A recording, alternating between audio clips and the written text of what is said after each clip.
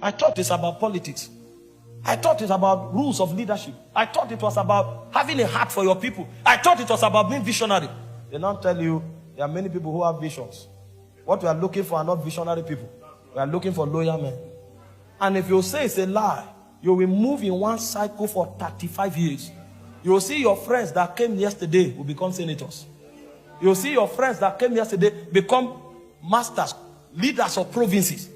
And then when you stand to give a manifesto, you are 10 times better than them. But you are wondering, how did they rise? They rose because they submitted to the structure that the rulers have put in place. If you will compromise, you must be sworn into that court. And you will not just be sworn, you will pay allegiance for 10 years. And the way you pay allegiance is to serve those who are ahead of you. And service is not, write this document for me. On Friday, if they are in a club, you will also be there. Because that's how you serve them. And so you discover that you are in a club for 6 months. A point came, the valve of your soul will break. You know, when Lot was in Sodom and Gomorrah, the Bible says his righteous soul was vexed. You will be vexed the first 3 weeks you were in the court.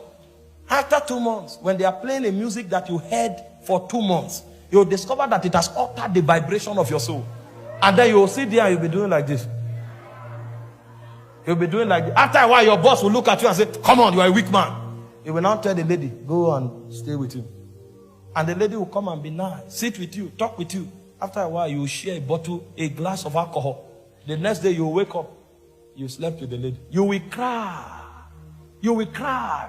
But after 2 weeks, when your tears dry, you are back there. Because you are an apprentice. This is how you will rise in politics. There's nothing. If you don't, you won't rise. Your boss tells you, now you are traveling with me. It's supposed to be favor. You are learning. But when you travel, he carries 3 ladies, you carry 1. Because he will make sure you do it so that you will never come to a point where you will expose him. You too must become a culprit. So that both of you, if he falls, you will fall. So everything he does in darkness, you must do the same. And so you will now discover that to rise in politics, you must be baptized with iniquity. And so the day you become a president, even if you try to change your mind, you have been reprogrammed. It's too difficult. You can't. If you try, you can't. The fear of God has died. The things of the spirit no longer make sense to you. And then you will now start trying for your children to live right. But you will discover that your DNA was altered before you gave birth. So your children now who need a mentor, they now have it inside their DNA. They were bettered by a mutated DNA. And so your son at the age of 10 can drink a bottle of champagne. He can take a glass of dry gin. Gin. You must look to him that dwells in the coals of fire. He's the only one that has the power to alter your nature. He's the only one that has the power to bring you out of this web of darkness. This is why if you go look on Jesus, he can't walk.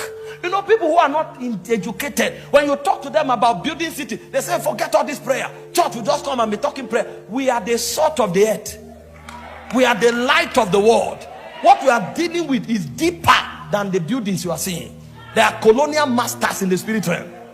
When the rulers finish their work, then spiritual wickedness in heavenly places called. They are called poneria. Their job is to afflict people. And so now that we have built this structure to this realm, let's afflict this nation with corruption. Anybody who comes into power must be corrupt. What he will desire is to loot the wealth of the nation. There's nothing he can do about it. And when he does it for a while, we will kill him. Either with women, or we will kill him with a coup, or we will just, something will happen. His life will be wasted. Their job is to bring judgment so that a system is preserved. Every family that is doing well, we will plant something.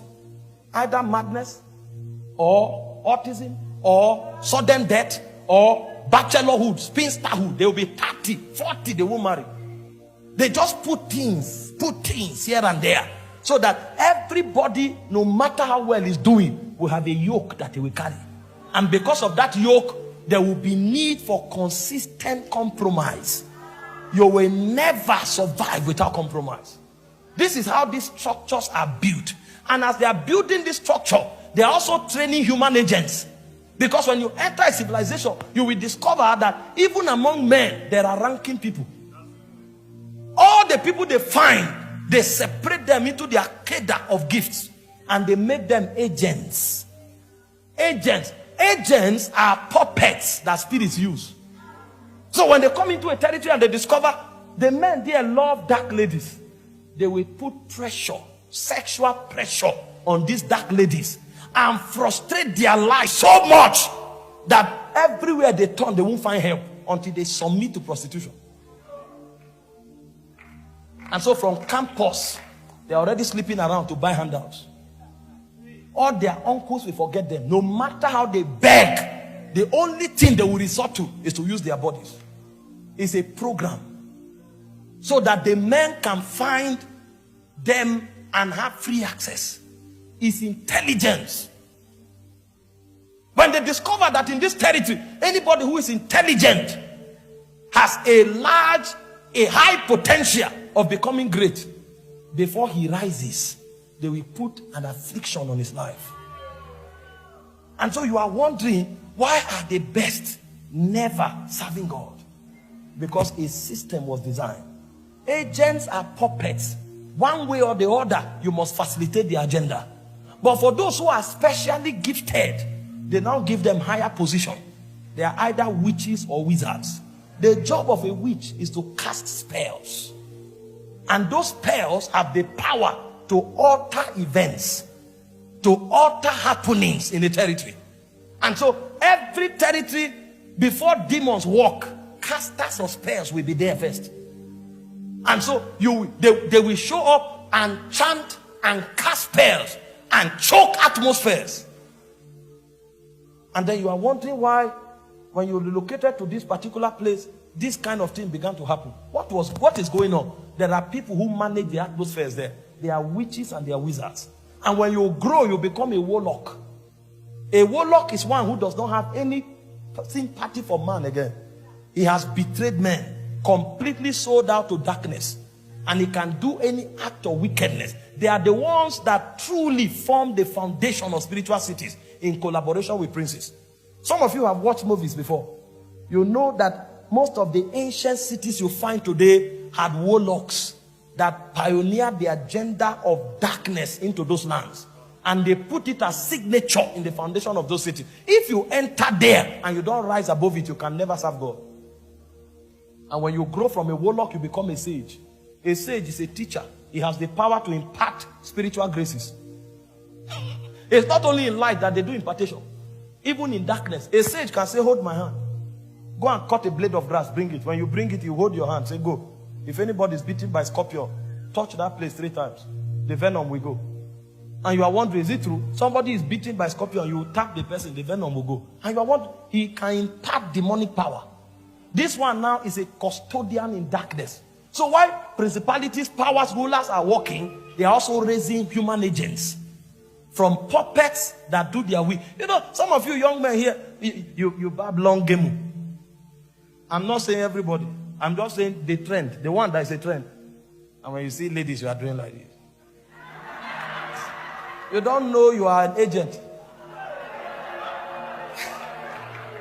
You don't know. See, look good though, I have beards.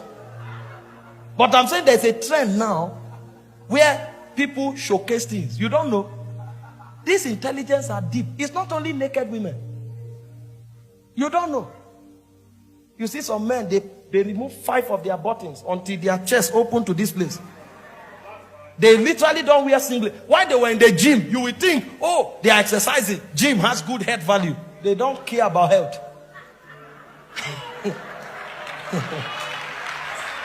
It's not a oh. Listen, there's nothing wrong in looking good. Don't get me wrong. And there are many benefits.